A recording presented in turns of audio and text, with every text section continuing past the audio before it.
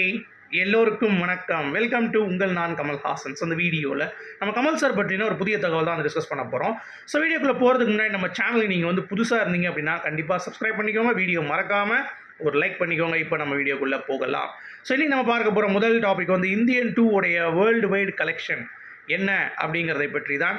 So 215 கோடி ரூபா collection அப்படிங்கிறது இப்போதைக்கு நமக்கு கிடைத்த அப்டேட்டு. ஸோ 2 கோடி ரூபா நேற்று வந்து வந்திருக்கு அப்படிங்கிறது தான். ஸோ இன்றைக்கி ராயன் படம் வந்ததுனால தியேட்டர்ஸ்லேருந்து எல்லாம் வந்து தூக்குனதுனால இன்னும் வந்து சரிவதற்கான வாய்ப்புகள் இருக்குது. ஸோ 50 லட்சம் 40 லட்சம் இனிமேல் வந்து அப்படி தான் வந்து போகுது அப்படிங்கிறது தான். பட் வேர்ட் ஆஃப் மவுத் ராயனுக்கு வந்து எப்படி இருக்குது அப்படிங்கிறதை பார்த்து விட்டு நம்ம முடிவு பண்ணியிருந்தோம் சொல்லியிருந்தோம். ஸோ நம்ம ராயன் படத்துக்கும் வந்து ஒரு மிக்சட் ரிவ்யூ தான் வந்திருக்கு. ஸோ அதை பற்றி நம்ம அப்புறம் பேசுவோம். எனக்கு தெரிஞ்சு 215 கோடி அப்படிங்கிறது ஈவன் இவ்வளோ தூரம் ஒரு நெகட்டிவ் ரிவ்யூஸ் வந்த பிறகும் இவ்வளோ வந்திருக்கு அப்படிங்கிறப்ப கண்டிப்பாக லைக்காவுக்கு இது வந்து ஒரு ப்ராஃபிட்டபிள் வெஞ்சர் அப்படின்ற மாதிரி தான் வந்து கண்டிப்பாக சொல்லணும். ஏன்னா நிறையா கமல் சார் ரசிகர்கள் என்ன வந்து கேட்டிருந்தீங்க இந்தியன் 2 நிஜமாவே ப்ராஃபிட்டா அப்படின்ற மாதிரி.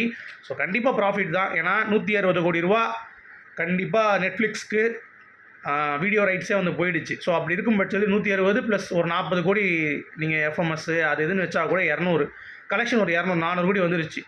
ஸோ இந்தியன் 2 இந்தியா 3யும் சேர்த்தே சங்கர் சார் வந்து 400 கோடி தான் பண்ணியிருக்காரு. ஸோ அப்படிங்கிறப்ப நீங்கள் வந்து டேபிளுக்கு வந்துருச்சு அப்படிங்கிறது தான். ஸோ இந்த பாட்டை நீங்கள் விட்டுட்டு இந்த பாட்டில் வர லாபம் எல்லாமே வந்து இந்தியன் 3க்கு இருக்கக்கூடிய லாபங்கள் அனைத்துமே வந்து லைக்காவுக்கு வந்து பார்த்திங்கன்னா ஒரு முன்பணம் மாதிரி தான் வரும். ஏன்னா அதுலேயும் வந்து சேட்டலைட் இருக்குது.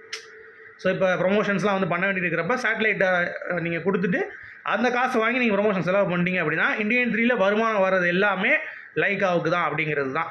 பட் ஒரு சங்கர் சார் அண்ட் கமல் சாரோடைய கெரியர் கிராஃபில் இது கண்டிப்பாக ஒரு மைல்கல் அப்படின்ற மாதிரி இல்லாமல் ஏதோ போட்ட காசு எடுத்துச்சு அப்படின்ற அந்த ரேஞ்சில் தான் வந்து பார்த்தீங்கன்னா இந்தியன் 2 வந்து இருக்க போகுது அப்படிங்கிற மாதிரி தான் பார்க்குது. அடுத்து வந்து நீங்கள் நல்லா கவனிச்சிங்கன்னா தனுஷ் வந்து ஏஆர் ரஹ்மானை விட்டு கொடுக்காம அவர் பேசின விஷயம் வந்து ரொம்ப அற்புதமாக இருந்தது. ஏன்னா ராயன் படத்தில் அவருடைய ஒர்க் வந்து ரொம்ப சூப்பராக இருந்தது. அதாவது வடசென்னை மற்றும் அசுரன் அந்த லெவலுக்கு வந்து மியூசிக் இல்லைனா கூட ஒரு மொக்கையாக இருக்குது ஏன்னா அது எப்படி இருக்குது அப்படின்ற மாதிரி எங்கேயுமே வந்து வரல. அதற்கு காரணம் தனுஷ் வந்து சொன்னார், ரஹ்மான் சாரை நான் கண்டிப்பாக போட்டே ஆகணும் அப்படின்ற மாதிரி இருந்தேன். அவர் 30 படம் பண்ணேன் அப்படின்னு சொன்னால் கூட நான் பிஸின்னு சொன்னால் கூட இல்லை சார் நீங்கள் எனக்காக படம் பண்ணுங்கன்னு நான் கூப்பிட்ருப்பேன் அப்படின்ற மாதிரி தனுஷ் சொன்னார். இந்த வைராக்கியம் ஏன் சங்கர் சார்கிட்ட இல்லாமல் போச்சு? ஏன்னா இந்தியன் அப்படிங்கிறது ஒரு கிளாசிக்கான ஒரு கல்ட் மூவி. ஸோ அப்படி இருக்கும் பட்சத்தில் தனுஷுக்கு இருக்கிற அந்த ஒரு கான்ஃபிடென்ஸ் ஏன் சங்கருக்கு அவர் கூட ஒர்க் பண்ண சங்கருக்கு ஏன் இல்லை அப்படிங்கிறது வந்து பார்த்திங்கன்னா ஒரு ஏமாற்றமான ஒரு விஷயம் அப்படிங்கிறது பார்க்க முடியுது. அடுத்து இந்தியன் 3 பொறுத்த வரைக்கும் இன்னும் 10 நாள் ஷூட்டிங் கமல் சார் பிளான் பண்ணிட்டாரு. நீங்கள் ஒரு பைசா கொடுக்க வேணாம், ஆர்கேஎஃப்ஏ முழுக்க அதை எடுத்து பண்ணிப்போம் அப்படின்ற மாதிரி லைக்காகவும் சரி ரெட் ஜெயண்ட்டுக்கும் சரி கமல் சார் வந்து சொல்லிட்டாரா. ஏன்னா ரொம்ப மனுஷன் வந்து இந்தியன் 2ல் ஒரு இம்பாக்ட் வந்து கிரியேட் பண்ணல, சில ஷார்ட்ஸ்லாம் திருப்பி எடுக்கணும் அப்படின்ற மாதிரிலாம் பிளான் பண்ணியிருக்காங்க போல தெரியுது. ஸோ அப்படி இருக்கும் பட்சத்தில் 10 days வந்து பார்த்திங்கன்னா பிளான் பண்ணி ஒரு ஸ்கெட்ச் மாதிரி கமல் சார் வந்து போட்டு கொடுத்துருக்காராம். ஸோ வெயிட் பண்ணி பார்க்கலாம். 2025 பொங்கலுக்கு ரிலீஸ் பண்ணுற மாதிரி பிளானு. இப்போ சங்கர் சார் வந்து கேம் சேஞ்சர் போயிட்டார். அது மட்டும் இல்லாமல் இன்னொன்று நீங்கள் நல்லா கவனிச்சிங்கன்னா விஎஃப்எக்ஸ் ஒர்க் வந்து இந்தியன் 3க்கு போயிட்டுருக்கு. ஸோ இந்த ஷூட்டிங் எல்லாம் முடித்த பிறகு அந்த படத்தை வந்து ஃபைனல் ஸ்டேஜுக்கு வச்சுட்டு சங்கர் சார் வந்து இந்த படத்துக்கு வந்து ஒர்க் பண்ணுவார் அப்படிங்கிறது தான் பாயிண்ட். இதுக்கு நடுவில் big boss 8 Tamil Kamal sir வந்து டவுட் அப்படின்ற ஒரு அப்டேட் வருது. இந்த வட்டம் பண்ண மாட்டார் அப்படின்னு சொல்லிட்டு. ஏன்னா அமெரிக்காவில் ஒரு கோர்ஸ் ஏஐயில் வந்து பண்ண போகிறாராம், ஒரு 3 மாத காலம் கோர்ஸ் அப்படிங்கிறது. ஸோ இன்னும் தக் லைஃப் இருக்குது. இந்தியன் 3 பிக் பாஸ் இல்லாமல் அமெரிக்கா பயணம், அதில் வந்து கல்கி அங்கே போய் ஸோ இந்த மாதிரி ஏகப்பட்ட விஷயம் இருக்கிறதுனால கமல் சார் வந்து இனிமேல் பிக் பாஸ் பண்ணுறது அப்படிங்கிறது டவுட்ஃபுல் தான். அது பண்ணவும் வேண்டாம். ஏன்னா அவருக்கு வந்து நெகட்டிவ் விமர்சனம் தான் வருது. இப்போ என்ன போயிட்டு அந்த சேனல் என்ன சொல்கிறோம் அதை பார்த்து தான் கேட்கணும். மக்கள் பல்ஸுக்கு இணையாக சேனல் இருக்கானான்னு கேட்டால் அப்படி இல்லை. மக்கள் பல்ஸ் வேறு மாதிரி இருக்குது, சேனல் வந்து காரன் வந்து வேறு மாதிரி பண்ணிகிட்டு இருக்கான். ஸோ அப்படி இருக்கும் பொழுது இவருக்கு தான் வந்து அது வந்து கஷ்டமாக இருக்குது. ஸோ அதனால் அது வந்து வெளியே வந்து அவருடைய வேலையை பார்த்தாலே ரசிகர்களுக்கு வந்து ரொம்ப ஆனந்தமாக இருக்கும் அப்படிங்கிறது தான் பாயிண்ட். அடுத்து இன்றைக்கி கமல் சார் வந்து பார்த்திங்கன்னா ஒரு அதிர்ச்சி வீடியோ வந்து வெளியிட்டிருக்காரு. என்ன அப்படின்னா கார்கில் யுத்தத்தில் உயிர் நீத்த ஹீரோஸ் அதை மையப்படுத்தி இன்றைக்கி வந்து அவர் ஒரு வீடியோ ரிலீஸ் பண்ணியிருக்காரு. ப்ளஸ் அமரன் படத்துக்கு இது ஒரு சும்மா சின்ன ஒரு ப்ரமோஷன் மாதிரி ஆகிப்போச்சு. அது மட்டும் இல்லாமல் இந்தியன் 3ல் அவனை உங்களை சொல்லி அடிக்கிறான்டா அப்படின்ற மாதிரியும் அந்த ஒரு வெறி வந்து கமல் சாருக்கு வந்து இருந்தது அப்படிங்கிறது பார்க்க முடியுது அந்த வீடியோவில். அப்போ நீங்கள் கவனிச்சிங்கன்னா ஏஆர்ஆரோடைய பிஜிஎம் வந்து பின்னாடி போகும் பேக்ரவுண்டில். ஸோ கமல் சார் எத்தனையோ மியூசிக் போட்டிருக்கலாம், ஆனால் அந்த ஒரு மியூசிக்கை போட்டு அந்த ஒரு எலிவேஷன் வந்து கொடுத்தாரு பார்த்தீங்களா.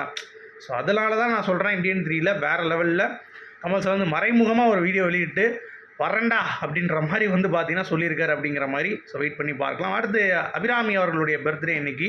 ஸோ தக் லைஃப்பில் ஒரு ரோல் பண்ணுறாங்க. கமல் சாருடைய விருமாண்டி ப்ளஸ் உத்தம வில்லன் படத்தில் டப்பிங் வந்து பண்ணியிருந்தாங்க. ப்ளஸ் வந்து பார்த்திங்கன்னா நிறையா படத்தில் கமல் சாருக்கு வந்து டப்பிங் ஹீரோயினாக வந்து அவங்க நடித்த ஹீரோயின்ஸ்க்கு பண்ணியிருக்காங்க. ஒரு கட்டத்துக்கு மேலே இவங்க மேலே கிசு எழுதப்பட்டது இந்த மாதிரி வந்து இவர் தான் லைஃப் வந்து ஒழிச்சிட்டார் அப்படின்னு சொல்லிட்டு அவங்களே வந்து செருப்படி கொடுத்தாங்க. ஸோ நான் அவங்களோட ரசிகன் தான். நான் என் பேர் அபிராமி வச்சது காரணம் கமல் சாருடைய குணா ரிலீஸ்க்கு அப்புறம் என் ஃபேமிலிகிட்ட கேட்டு நாங்கள் வந்து வச்சோம் அந்த மாதிரி சொல்லிவிட்டு அவருடைய தீவிர ரசிகை நான். அது வந்து நீங்கள் இல்லைன்னு சொன்னீங்கன்னா நீங்கள் சரியாக ஹோம்ஒர்க் பண்ணிட்டு வாங்க அப்படின்ற மாதிரிலாம் பேசியிருந்தாங்க. அதெல்லாம் ரொம்ப அற்புதமாக இருந்தது. ஸோ அவங்களுக்கு இன்றைக்கி பர்த்டே அப்படிங்கிறதுனால தக் லைஃப்லேயும் வந்து சும்மா தக்கு பண்ணியிருப்பாங்கன்ற எதிர்பார்க்குறோம். ஸோ ஹாப்பி பர்த்டே அபிராமி அப்படிங்கிறத நம்ம தெரிவிச்சுக்கலாம். அடுத்து வந்து விக்ரம் படம் ஒரு சாதனை வந்து கமல் சாருக்கு எப்படி இருந்திருக்குன்னு பாருங்களேன். மாயாஜாலில் ஃபஸ்ட்டு டேயில், செகண்ட் டே, தேர்ட் டே எல்லாம் சேர்த்து, அதாவது முதல் நாள்லேருந்து 2வது நாளில் ஷோ இன்க்ரீஸ் ஆகிருக்கு, 3வது நாள்லேருந்து 4வது நாளில் திருப்பி ஒரு ஷோ இன்க்ரீஸ் ஆகிருக்கு. அப்படின்ற மாதிரி பில்லா 2க்கு தான் இப்போ இது வரைக்குமே 3வது நாளில் வந்து 105 ஷோ போட்டிருக்காங்க. கமல் சாரோடைய விக்ரம் படம் மாயாஜாலில் 3வது நாள் 108, முதல் நாள் 99 ஷோ, அடுத்த நாள் 102, அதுக்கடுத்த நாள் 108 ஷோஸ், எல்லாமே ஹவுஸ்ஃபுல். ஸோ எந்த லெவலுக்கு விக்ரமுக்கு வந்து பார்த்தீங்கன்னா கமல் சாரை எல்லோரும் கொண்டாடிருக்காங்கன்னு பாருங்கள் அப்படிங்கிறது. அடுத்து இந்தியன் 2 படத்துலேருந்து பேக்ரவுண்டு சீன் ஆஃப் சித்தார்த் வந்து போட்டிருந்தாங்க. அதில் நிறைய விஷயங்கள் அவர் ஷேர் பண்ணியிருந்தார். கமல் சார் கண்ணை பார்த்துட்டு என்னால் நடிக்கவே முடியல, நான் ஸ்ட்ரகிள் பண்ணேன். ஆனால் அங்கேருந்து என்னை வந்து எடுத்துகிட்டு போனது சங்கர் சார். ஏன்னா சங்கர் சார் வந்து அந்த பாரத்தை இறக்கி கமல் சார் அப்படின்றது ஒரு கேரக்டர், சேனாபதி அப்படின்ற மாதிரி பார்த்து நடிங்க அப்படின்னு சொன்னோடனே கண்டிப்பாக வந்து பார்த்தீங்கன்னா நான் பண்ணிட்டேன். ஸோ அவர் இல்லைன்னு நான் கண்டிப்பாக வந்து இல்லை அப்படின்ற மாதிரி அவர் ஒரு வீடியோ வந்து பண்ணியிருக்காரு. அடுத்து வந்து ராயன் இந்தியன் 2, இது ஒரு கம்பேரிசன் இப்போ ரீசெண்டாக வந்து போயிட்டுருக்குங்க. அதாவது லஞ்சம் ஊழல் அப்படின்னு சொல்லிட்டு படம் எடுத்தோம் அப்படின்னா அதை வந்து நீங்கள் பார்க்க மாட்டீங்க, 10 பேர் வெட்டி சாச்சா ராயனை பார்ப்பீங்கன்ற மாதிரி ஒரு சில பேர் வந்து பேசிகிட்டு இருக்காங்க. எனக்கு தெரிஞ்சு ராயன் படம் வந்து கம்ப்ளீட்டாக ராங் கான்செப்ட். ஆக்சுவலாக வந்து பூரா வயலன்ஸையும் வந்து அது வந்து திருப்பி கொடுக்குது. கண்டிப்பாக வயலன்ஸ் பண்ணணும், ரத்த கலவையாக வந்து இருக்குது அப்படிங்கிறது தான். ப்ளஸ் பெண்கள் குடிக்கிறது அப்படிங்கிறது வந்து சாதாரணமாக வந்து இன்ஃப்ளூயன்ஸ் பண்ணி நிறைய விஷயங்கள் அதில் வந்து தப்பு இருக்குது. சரிங்களா? இன்னொன்று நீங்கள் நல்லா கவனிச்சிங்கன்னா இந்த படத்தில் வந்து தனுஷ் வந்து விருமாண்டி கமல்ஹாசன் மாதிரி நான் லைனில் யோசிச்சிருக்கேன் அப்படின்ற மாதிரி சொல்லி 3 லேயர் இருக்குது, 4 லேயர் இருக்குதுன்னு. படத்தில் போய் பார்த்தா ஒரு லேயர் தான் இருக்குது. அந்த ஒரு லேயர்லேயும் பவர் பாண்டி பண்ண அளவு கூட தனுஷ் வந்து பண்ணலை அப்படிங்கிறது தான். ஆக்டிங் வைஸில் ஓகே, நல்லா பண்ணியிருக்காரு அப்படிங்கிறது ஒரு பக்கம். ஆனால் டைரக்ஷனில் வந்து கமல்ஹாசன் அவர்கள் அப்படின்ற மாதிரிலாம் பேச்சு அடிபட்டுது. அந்த மாதிரிலாம் எந்த ஒரு ஈர வெங்காயம் கிடையாது. அந்த மாதிரி நீங்கள் நம்பிடாதீங்க.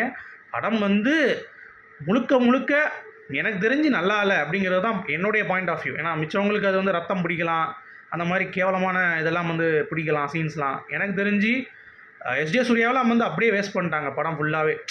அவருடைய ரோல் இல்லாமல் அவருக்கு ஒரு மீட்டியாக வந்து ஒரு அவர் தான் அப்படின்ற மாதிரி ஒரு இது கூட உட்காரல அப்படிங்கிறது தான்.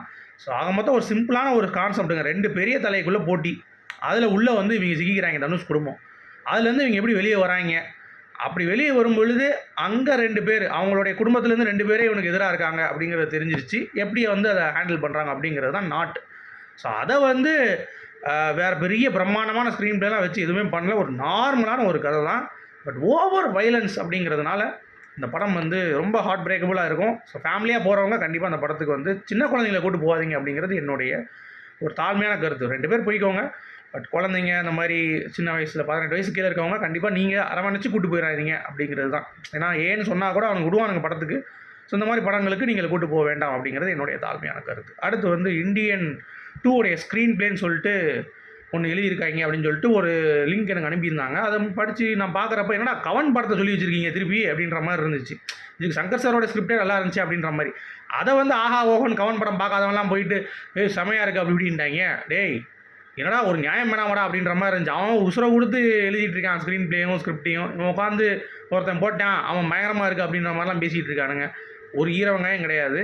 சங்கர் சார் இன்னும் கொஞ்சம் நல்லா கான்சன்ட்ரேட் பண்ணி ஒரு 3 ரைட்டர் பதிலாக ஒரே ரைட்டர் வச்சு கொஞ்சம் மேலே வாங்கி இம்ப்ளிமெண்ட் பண்ணியிருக்கலாங்கிறது மறுக்க முடியாத உண்மைதான். ஆனால் இந்தியன் 2 உடைய ஸ்க்ரீன் பிளே நான் எழுதுறேன் அப்படின்ற பேரில் இந்தியன் 2ல் வச்சு எழுதணும்டா. அதை விட்டுட்டு அந்த கேரக்டரை மட்டும் எடுத்துகிட்டு இவனே ஒரு கதை எழுதும்போது அது வந்து பார்த்தீங்கன்னா ஒர்க் அவுட் ஆகலை அப்படிங்கிறது தான். அதை எனக்கு வந்து காமிச்சிருந்தாங்க, யாருன்னு தெரில. ஆக்சுவலாக எனக்கு வந்து ஒரு லிங்க் வந்தது, அதை நீங்கள் பார்த்துருந்தீங்க சொல்லுங்கள். நிஜமாகவே அது கவன் படத்தை பார்க்காதவங்களுக்கு அது இன்ட்ரெஸ்டிங்காக தான் இருக்கும். கவன் படம் பார்த்துருவாங்க, இன்னும் இன்ட்ரெஸ்டிங்காக ஸ்க்ரீன் பிளே வந்து கேவி ஆனந்த் அவர்கள் வந்து பண்ணியிருப்பார் அப்படிங்கிறது தான். அதை பார்த்தா நீங்கள் தெரிஞ்சுக்கலாம். அடுத்து வந்து ஸ்ருதிஹாசன் அவர்கள் ரொம்ப இன்ட்ரெஸ்ட்டாக இருக்காங்களாம் கமல் சாரோட நடிக்கிறதுக்கு. ஸோ சீக்கிரம் நான் நடிக்கணும் அப்படின்ற மாதிரிலாம் வந்து சொல்லியிருக்காங்க. ரொம்ப நாள் ஆயிடுச்சு நான் அப்படின்னு சொல்லிட்டு. ஸோ வாங்க ஸ்ருதிஹாசன் அப்படின்ற மாதிரி தான் இருந்துச்சு. அடுத்து வந்து இந்த ஸ்டாக் ஷாட் மாதிரி ஸ்டாக் எமோஷன் சொல்லிட்டு ஒரு சில பேர் சுற்றிட்டு இருப்பாங்க. ஒரு 4 எமோஷன் வச்சுட்டு சுற்றிட்டு இருப்பாங்க. நம்ம ரஜினிகாந்த் அவர்கள் தான் சொல்கிறேன். அதில் யூனிவர்சிட்டி ஆஃப் கலிஃபோர்னியாவிலேருந்து 27 எமோஷன் தான் மொத்தமாக இருக்குது மனுஷன் இதில் அப்படின்னு சொல்லியிருக்காங்க. அந்த 27 எமோஷன்லையும் காட்டிட்டாப்புல உலகநாயகன். அதனால தான் அவர் உலகநாயகன் அப்படிங்கிறது தான் வந்து பாயிண்ட்டு. அடுத்து வந்து பார்த்திங்கன்னா பேன் இண்டியா ஸ்டார்னால் யாருப்பா அப்படின்ற மாதிரி எக்ஸ்ப்ளனேஷனில். பேன் இண்டியானா சும்மா வந்து எல்லா லாங்குவேஜ் ரிலீஸ் பண்ணிட்டா மட்டும் பேன் இண்டியா கிடையாது. நீங்கள் அந்த நாட்டுக்காரங்களாகவே அங்கே போகிறப்ப இருக்கணும், ப்ளஸ் அந்த லாங்குவேஜ் பேசணும். அது மட்டும் இல்லாமல் பேன் இண்டியா ஸ்டார் அப்படிங்கிறதெல்லாம் வந்து கமல் சாரை தவிர வேறு யாரும் நீங்கள் சொல்லவே முடியாது. அது மட்டும் இல்லாமல் அவர் கேரக்டரை நீங்கள் சில இது பண்ணுவீங்களான்னு சொல்லி என்கிட்ட கேட்டிங்கன்னா கண்டிப்பாக என்னால் முடியாது. அவர் ரீப்ளேசபிள் அப்படிங்கிறது கிடையாது, இர்ரீப்ளேசபிள் அப்படிங்கிற மாதிரி ஒரே போட்டு உடச்சிட்டார் நம்ம சித்தார்த்து. ஸோ உங்களுடைய கருத்துக்கள் சொல்லுங்கள். மீண்டும் நாளை இன்னொரு சூப்பரான சந்திப்போம். அது வரைக்கும் குட் பை.